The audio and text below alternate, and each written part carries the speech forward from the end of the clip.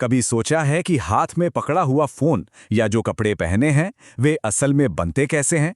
इन सब की शुरुआत एक बड़ी ही कमाल की प्रक्रिया से होती है जिसे हम कहते हैं विनिर्माण या मैन्युफैक्चरिंग।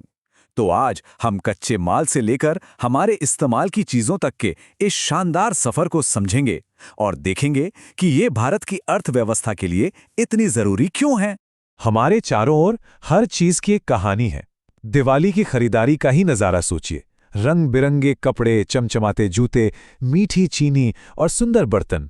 हरीश की तरह हम सब ये खरीदते तो हैं, पर कभी सोचते नहीं कि ये सब चीजें उन कारखानों में जान पाती हैं जो चुपचाप हमारी रोजमर्रा की जिंदगी को एक आकार दे रही हैं। और ये सब मुमकिन होता है विनिर्माण से। ये एक तरह का जादू ही है, कुदरत से मिली चीजों को लेना और उन्हें उन उत्पादों में बदल देना जिनकी हमें जरूरत है। और इस पूरी प्रक्रिया में उनकी कीमत कई गुना बढ़ जाती है। तो चलिए इस बदलाव की प्रक्रिया में थोड़ा और गहराई से उतरते हैं। देखते हैं कि कैसे साधारण सा कच्चा माल हमारे जीवन का एक अहम हिस्सा बन जाता है।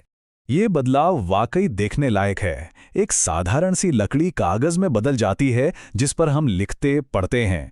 मीठा गन्ना चीनी बन जाता है जो हमारी जिंदगी में मिठास घोलता है। और जमीन से खोदा गया कच्चा लोहा मजबूत स्टील बन जाता है जिससे बड़े बड़े शहर और ऊंची इमारतें बनती हैं। सही मायनों में यही तो है आधुनिक उद्योग का असली जादू। लेकिन देखिए, विनिर्माण का मतलब सिर्फ चीजें बनाना नहीं है। इसका मतलब है एक देश की आर्थिक शक्ति की नींव तैयार करना। आइए जानते हैं कि ये किसी भी देश के विकास के लिए इतना अहम क्यों है। ये एक बहुत ही पावरफुल बात है। ये इस विचार को मजबूती देती है कि किसी देश की आर्थिक सेहत सीधे सीधे उसके कारखानों की ताकत से जुड़ी हुई है। मजबूत उद्योग मतलब एक मजबूत और समृद्ध देश, क्योंकि यही रोजगार, तकनीक और आत्मनिर्भरता को जन्म देते हैं। उद्योग जो हैं वो 4 प्रमुख तरीकों से देश के विकास को गति देते हैं। पहला, वे खेती को आधुनिक बनाते हैं जिससे पैदावार बढ़ती है। दूसरा, वे खेती के अलावा लाखों लोगों के लिए रोजगार पैदा करते हैं जिससे गरीबी और बेरोजगारी घटती है। और तीसरा, जब ये उत्पाद दुनिया भर में बिकते हैं तो देश के लिए कीमती विदेशी मुद्रा लाते हैं। कृषि और उद्योग ये कोई दो अलग दुनिया नहीं है, बल्कि एक ही सिक्के के दो पहलू हैं। ये एक दूसरे पर निर्भर हैं। खेत उद्योगों को कच्चा माल देते हैं जैसे कपास और गन्ना, तो वहीं उद्योग किसानों को ट्रैक्टर, पंप और खाद जैसे जरूरी उपकरण और तकनीक देते हैं जिनसे खेती बेहतर होती है। अब आइए जरा भारत के औद्योगिक नक्शे पर नजर डालते हैं और 2 ऐसे बड़े उद्योगों को जानते हैं जो इसकी अर्थव्यवस्था को चलाते हैं। शुरुआत करते हैं कृषि आधारित उद्योगों से, और इसका सबसे बेहतरीन उदाहरण है हमारा सूती कपड़ा उद्योग, जो भारत की समृद्ध कृषि विरासत और संस्कृति में बहुत गहराई से बसा हुआ है। ये नक्शा पूरे भारत में कपड़ा उद्योग के विशाल फैलाव को दिखाता है।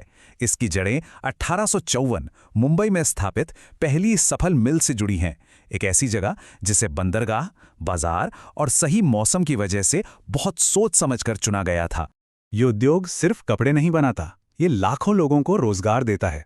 कपास के खेतों में काम करने वाले किसानों से लेकर धागा बनाने वाले, रंगने वाले, बुनकर, डिजाइनर और आखिर में सिलाई करने वालों तक, इस चेन का हर एक कदम लोगों के लिए रोजगार पैदा करता है। तो चलिए, कृषि के नरम धागों से आगे बढ़कर अब हम खनिज आधारित क्षेत्र की मजबूती को देखते हैं। और इसका नेतृत्व करता है हमारा लौह और इस्पात उद्योग, जो भारत के भारी उद्योगों की असली नींव है। इसे बुनियादी उद्योग क्यों कहा जाता है? क्योंकि यही वो आधार है जिस पर बाकी सभी उद्योग टिके हैं। चाहे मशीनें बनानी हों, पुल बनाने हों या सड़कें, हर चीज के लिए कच्चा माल यहीं से आता है। यही हमारी आधुनिक जिंदगी को शक्ति देता है। तो स्टील बनता कैसे? इसकी रेसिपी में 3 मुख्य चीजें हैं। लगभग 4 हिस्से लौह अयस्क, 2 हिस्से कोकिंग कोल और 1 हिस्सा चूना पत्थर। लेकिन यह सिर्फ एक रेसिपी नहीं है, ये आग की भट्टी में होने वाला एक कमाल का बदलाव है, जहां ये साधारण चीजें मिलकर वो मजबूत स्टील बनाती हैं जिस पर हमारी दुनिया टिकी। पता है, कोई देश कितना स्टील बनाता है और इस्तेमाल करता है, ये अक्सर उसके विकास का एक पैमाना माना जाता है।